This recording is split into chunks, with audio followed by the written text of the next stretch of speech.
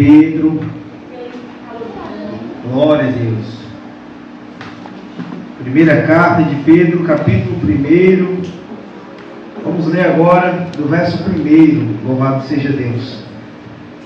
A palavra do Senhor diz assim, irmãos: Pedro, apóstolo de Jesus Cristo, aos eleitos que são forasteiros, na diáspora do Ponto, na Galácia, na Capadócia, na Ásia e na Bitínia, eleitos segundo a presciência de Deus Pai, em santificação do Espírito, para a obediência e aspersão do sangue de Jesus Cristo, que a graça e a paz lhes sejam multiplicadas. Louvado seja o nome do Senhor. Verso 3 diz: Bendito seja o Deus e Pai de nosso Senhor Jesus Cristo, que segundo a sua grande misericórdia nos regenerou para uma viva esperança, mediante a ressurreição de Jesus Cristo dentre os mortos, para uma herança que não pode ser destruída e que não fica manchada, que não murcha e que está reservada nos céus para vocês, que são guardados pelo poder de Deus, mediante a fé, para a salvação preparada para ser revelada no último tempo. Louvado seja Deus. Amém, Esther? Vamos fazer silêncio em nome de Jesus. Glória a Deus. Irmãos, a carta de Pedro é uma carta que foi escrita não para uma igreja específica, mas para a Ásia Menor, para várias cidades ali da região, onde ficavam as igrejas no Ponto, na Galácia, na Capadócia, também na Bitínia, na Ásia. Então, nesses locais haviam vários cristãos. E a carta de Pedro, a primeira carta especificamente, ela foi escrita para os gentios que haviam se convertido ao cristianismo, a Cristo. Porque os irmãos ali naquele cenário estava se iniciando uma intensa perseguição. No início da perseguição, de acordo com o que a gente até estudou no livro de Atos, né, os irmãos que estudaram para participar do Game Night, que foi uma bênção ontem, né? E a gente pode perceber que naquele primeiro momento, uma perseguição se levantou contra os discípulos. Mas aqui neste momento, já no século 64, 62, estava se iniciando uma perseguição intensa, onde Nero era o responsável por essa perseguição, onde tanto os judeus já perseguiam os cristãos, mas agora a Roma também estava perseguindo os cristãos.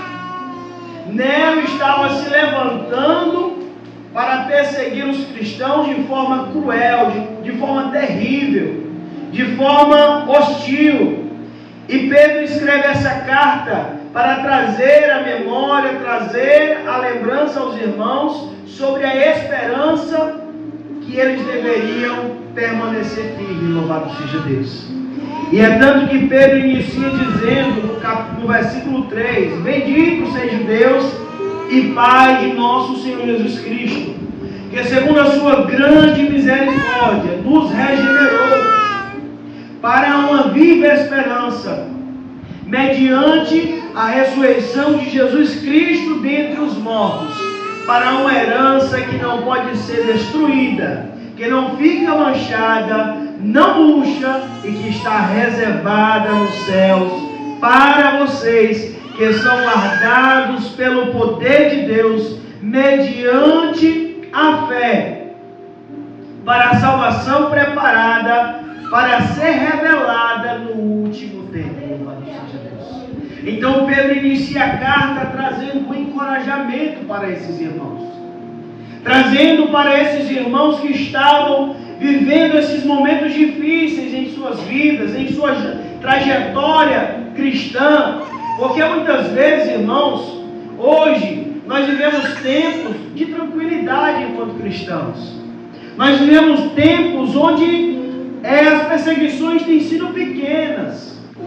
Mas este povo aqui, essas igrejas aqui, eles estavam vivendo momentos, irmãos, onde as suas vidas estavam em risco, em perigo. Sério, eles estavam passando por momentos de dificuldade terríveis. Onde o próprio Nero, como eu já falei aqui uma vez, e torno a repetir para os irmãos, o próprio Nero, ele foi o causador de um incêndio ali em Roma. E esse incêndio, irmãos, ele durou aproximadamente 6 dias.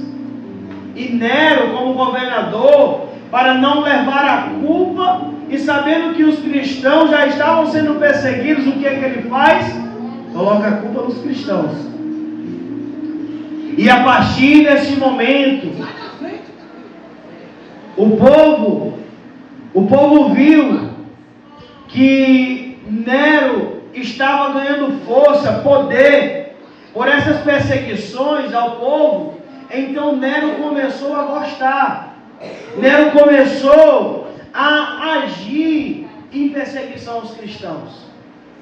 E queridos irmãos, as perseguições em que os irmãos daquela época passavam, não era somente de ser preso, mas eram perseguições físicas, sociais e espirituais.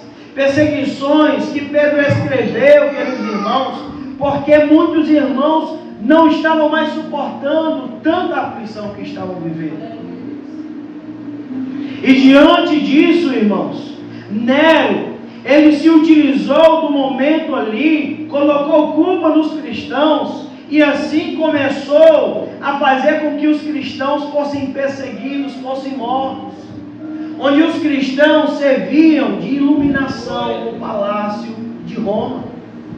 Os cristãos eram pendurados, vivos e queimados, ali iluminando todo o palácio de Roma. Você já imaginou nisso, irmão?